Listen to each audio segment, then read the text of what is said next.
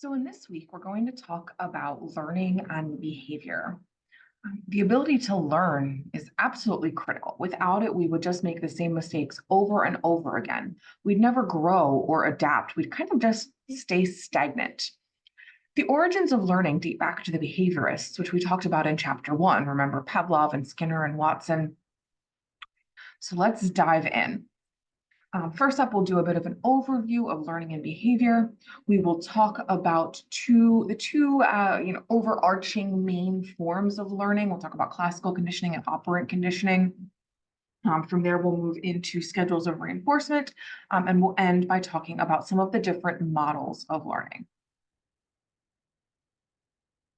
So you've all heard the word learning, right? Especially in classroom settings. We talk a lot about learning and how we take in and retain information. But the question is, if I asked you to really define learning, what might you say?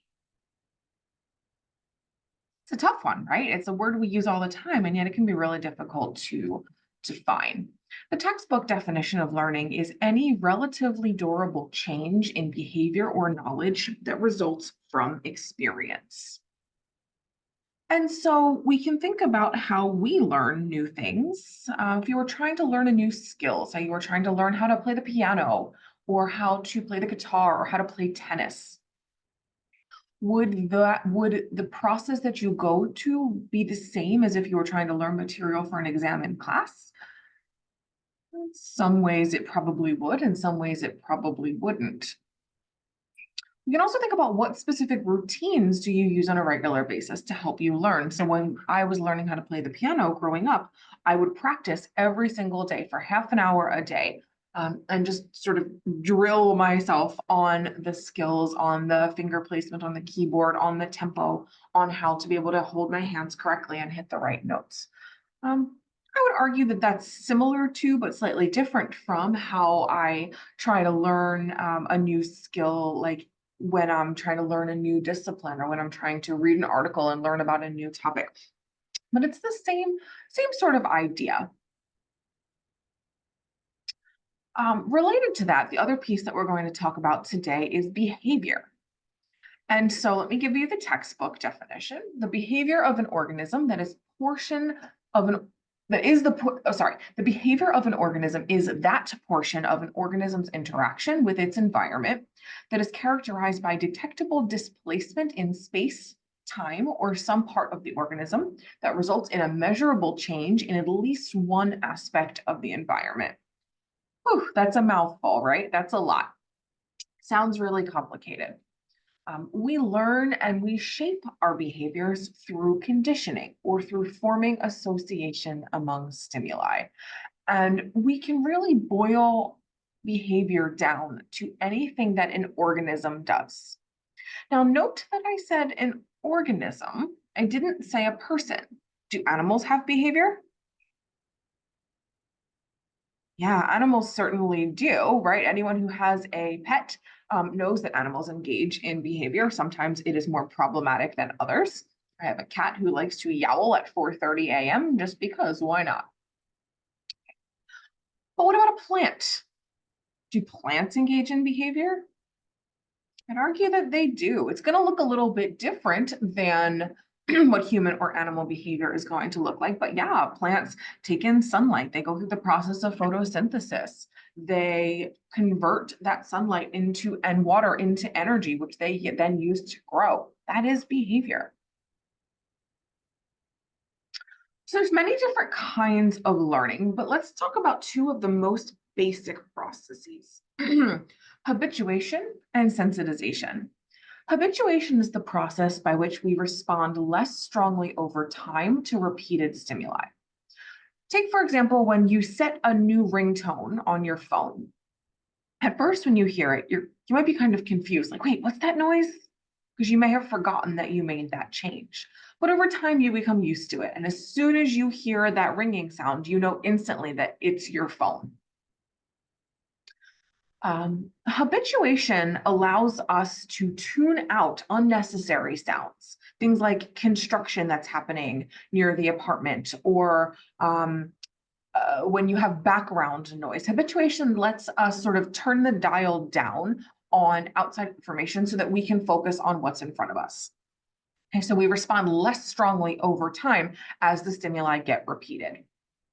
It's one of the earliest forms of learning, and it's actually evident at a really early age.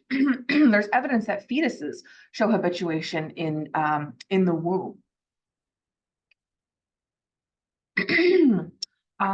There's research to suggest that habituation is beneficial from an evolutionary standpoint. It wouldn't be super great if we experienced heightened levels of stress for a long time, or if we attended to every sensation all the time.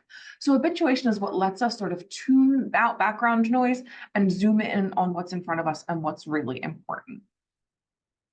Now, the flip side of that is sensitization. This is where repeated exposure to an event um, causes us to respond more strongly over time. Ever have this happen where you're in the library, you're working, and all of a sudden you hear someone whispering? And at first it doesn't bother you a ton, but then you just hear it more and more. And then the more you think about it, the more it annoys you. And then you can't stop thinking about it, and it gets more and more annoying. That's sensitization. You're responding more strongly to a stimuli over time. Or another example is when you're laying in bed and you have the fan going. And at first it's fine, and then you start to notice a tiny squeak in the fan. Just a tiny one, but it feels louder and louder. It gets more and more impossible to ignore. You hear it more and more. This is sensitization occurring. Okay. Sensitization is really helpful. It's adaptive. It helps us to sort of tune in and pay attention to when a stimulus is irritating or possibly even dangerous. This allows us to then respond accordingly. This is just another way of thinking about this. Which one causes the stimulus to become more effective at causing the response after repeated exposures? That is sensitization, when we become more sensitive over time. The flip side of that is the one that causes the stimulus to become less effective at causing the response over time. That's habituation. Habituation is when you're getting used to it. Sensitization is when it's kind of amping up. And just a few examples. Take a second, pause the video, and see if you can answer each one of these. The answer will be either sensitization or habituation. So becoming increasingly annoyed by someone smacking their gum loudly. I hope you guessed sensitization. The key word there should be increasingly annoyed. No longer noticing the feelings of your clothes after you've had them on for 10 minutes. Habituation, right? And the key word there should be no longer noticing, when you kind of get used to that feeling. By that same logic, hopefully you guessed that no longer hearing the low buzzer sound from a machine is also an example of habituation, as the noise sort of settles into the background. And the last one, recognizing minor changes in patients' color after repeatedly working with patients who are dying. Hopefully you got that that was sensitization, because we're becoming more sensitive, more attuned to different stimuli. And so up next, we will talk about classical conditioning, which is one of the sort of overarching ways that we learn different behavior. So we'll tackle that in the next lecture.